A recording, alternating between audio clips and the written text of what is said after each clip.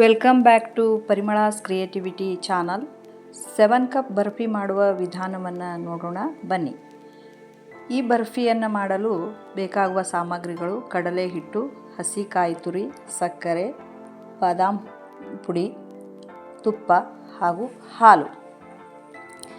ಈ ರೆಸಿಪಿಯನ್ನು ಮಾಡಲು ನಾನು ಇಲ್ಲಿ ದೊಡ್ಡ ಬೌಲ್ನಲ್ಲಿ ಸಾಮಗ್ರಿಗಳನ್ನು ತೆಗೆದುಕೊಂಡಿರುತ್ತೇನೆ. ಮೊದಲ ಬಾರಿಗೆ ಈ ರೆಸಿಪಿಯನ್ನು ಟ್ರೈ ಮಾಡುವವರು ಒಂದೊಂದು ಚಿಕ್ಕ ಬಟ್ಟಲಲ್ಲಿ ತೆಗೆದುಕೊಂಡು ಟ್ರೈ ಮಾಡಿ ನೋಡಬಹುದು. ಗ್ಯಾಸ್ ಸ್ಟವನ್ನು ಆನ್ ಮಾಡಿ ಒಂದು ಬಾಣಲೆಯನ್ನು ಇಟ್ಟು ಅದರಲ್ಲಿ ತುಪ್ಪವನ್ನು ಹಾಕಬೇಕು. ನಂತರ ಹಾಲನ್ನು ಅದರಲ್ಲಿ ಸೇರಿಸಿ ಕಡಲೆ ಹಿಟ್ಟನ್ನು ಹಾಕಿ ನಿಧಾನವಾಗಿ ಸೇರಿಸಬೇಕು, ಮಿಕ್ಸ್ ಮಾಡಬೇಕು. 7 ಕಪ್ ಬರ್ಫಿ ಮನೆಯಲ್ಲಿ ಮಾಡಿದ ಮೈಸೂರು ಪಾಕ್ ರೀತಿಯಲ್ಲಿ ಟೇಸ್ಟನ್ನು ಹೊಂದಿರುತ್ತದೆ. ಇದರಲ್ಲಿ ಬಾದಾಮ್ ಪೌಡರ್ ಆಪ್ಷನಲ್ ಆಗಿರುತ್ತದೆ, ಬೇಕಿದ್ದರೆ ಸೇರಿಸಿಕೊಳ್ಳಬಹುದು. ಇಲ್ಲವಾದರೆ ಅದರ ಬದಲು ಅರ್ಧ ಬಟ್ಟಲು ಕಡಲೆ ಹಿಟ್ಟನ್ನು ಹೆಚ್ಚಿಗೆ ಸೇರಿಸಿಕೊಳ್ಳಬಹುದು. ಈ ಮಿಶ್ರಣವನ್ನು ಗಂಟಿಲ್ಲದಂತೆ ಚೆನ್ನಾಗಿ ತಿರುಗುತ್ತಾ ಬರಬೇಕು.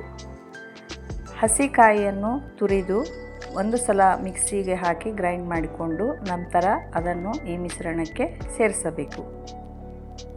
ಅದೇ ರೀತಿ ಬಾದಾಮನ್ನು ಚಿಕ್ಕದಾಗಿ ಹೆಚ್ಚಿಕೊಂಡು ಮಿಕ್ಸಿ ಜಾರ್ಗೆ ಹಾಕಿ ಪುಡಿ ಮಾಡಿಕೊಂಡು ಈ ಮಿಶ್ರಣಕ್ಕೆ ಸೇರಿಸುತ್ತಾ ಬನ್ನಿ. ಸಕ್ಕರೆಯನ್ನು 2 ಬೌಲ್ನಷ್ಟು ಸೇರಿಸಿಕೊಳ್ಳಿ. ಎಲ್ಲ ಮಿಶ್ರಣವನ್ನು ಚೆನ್ನಾಗಿ ತಿರುಗುತ್ತಾ ಬನ್ನಿ.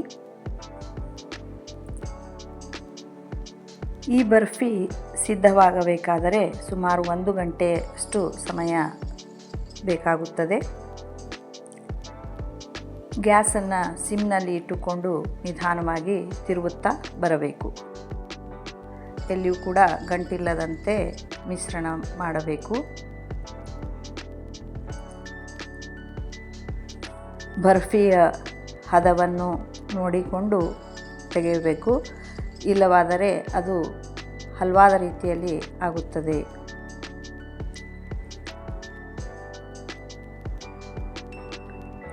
ಈ ಬರ್ಫಿಯನ್ನು ಒಂದು 3-4 ಬಾರಿ ಸಣ್ಣ ಪ್ರಮಾಣದಲ್ಲಿ ಟ್ರೈ ಮಾಡಿ ನೋಡಿ, ನಂತರ ಹೆಚ್ಚು ಪದಾರ್ಥಗಳನ್ನು ಬಳಸಿ ಮಾಡಿದರೆ ಉತ್ತಮ. 20 ನಿಮಿಷಗಳ ನಂತರ ಬರ್ಫಿ ಈ ಹದಕ್ಕೆ ಬರುತ್ತದೆ. ಅದೇ ರೀತಿ ಸುಮಾರು 1 ಗಂಟೆಯ ಕಾಲ ಕುದಿಸಿದರೆ ಅದು ಸರಿಯಾದ ಪ್ರಮಾಣದಲ್ಲಿ ಬೆಂದು ಬರ್ಫಿ ಆಕಾರಕ್ಕೆ ಸಿದ್ಧವಾಗಲು ಹದವಾಗಿ ತಯಾರಾಗುತ್ತದೆ. ಏಲಕ್ಕಿ ಪುಡಿಯನ್ನು ಕೊನೆಯಲ್ಲಿ ಸೇರಿಸಿ ಚೆನ್ನಾಗಿ ತಿರುವಬೇಕು. ಈ ಮುಂಚೆ ತುಪ್ಪ ಸವರಿಟ್ಟುಕೊಂಡ ತಟ್ಟೆಗೆ ಈ ಮಿಶ್ರಣವನ್ನು ವರ್ಗಾಯಿಸಿ ಒಂದು ತುಪ್ಪ ಸವರಿದ ಬಟ್ಟಲಿನಿಂದ ಅದನ್ನು ತಟ್ಟೆಯ ತುಂಬ ಹರಡಬೇಕು. ನಂತರ ಅದನ್ನು ನಿಮಗೆ ಬೇಕಾದ ಆಕಾರಕ್ಕೆ, ಅಂದರೆ ಸ್ಕ್ವೇರ್ ಅಥವಾ ಡೈಮಂಡ್ ಶೇಪ್ನಲ್ಲಿ ಈ ಬರ್ಫಿಯನ್ನು ಕತ್ತರಿಸಿಕೊಳ್ಳಬಹುದು. ಈಗ ಈ 7 ಕಪ್ ಬರ್ಫಿ ಸವಿಯಲು ಸಿದ್ಧ.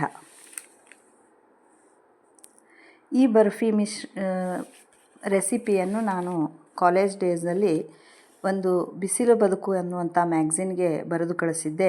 ಆ ಮ್ಯಾಗ್ಝಿನ್ನವರು ಅದನ್ನು ಪ್ರಕಟಿಸಿದ್ದರು. ಆ ರೆಸಿಪಿಯನ್ನು ನಾನು ಮನೆಯಲ್ಲಿ 2-3 ಬಾರಿ ಪ್ರಯತ್ನ ಮಾಡಿ ನೋಡಿ ಅದನ್ನು ಪ್ರಾಯೋಗಿಕವಾಗಿ ಮಾಡಿ ನೋಡಿದಾಗ ತುಂಬ ಚೆನ್ನಾಗಿ ಬಂದಿತ್ತು.